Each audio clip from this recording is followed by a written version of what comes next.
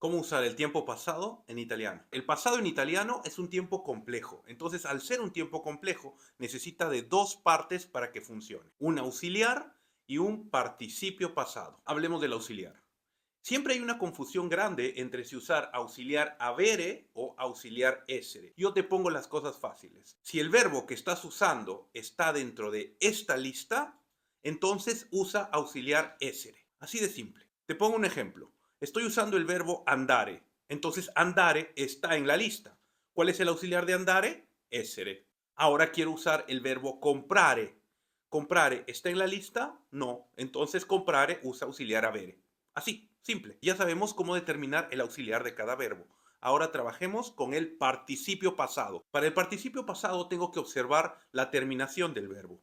Si un verbo termina en are, cambiaremos are por ato.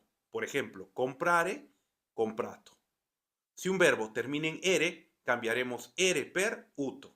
Por ejemplo, vendere, venduto. Y si el verbo termina en ire, cambiaremos ire por ito.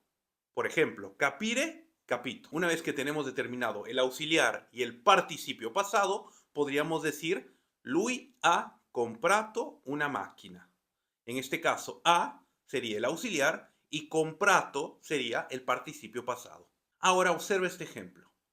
Lui è andato al mercato.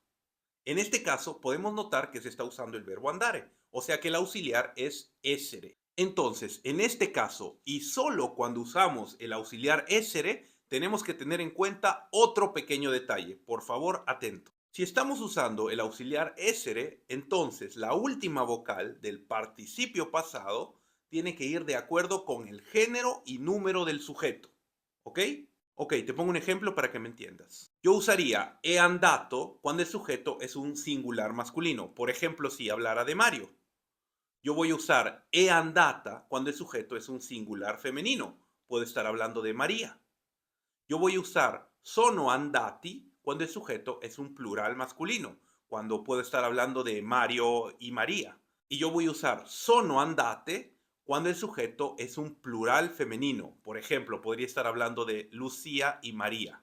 ¿Correcto? Recuerda bien la última vocal que pones en el participio pasado, ya que tiene que ir de acuerdo con el sujeto que habla. Pero ojo, solo en el caso que uso auxiliar essere. Recuerda, observa bien el auxiliar que usas, el participio pasado que pones y empieza a hablar en pasado.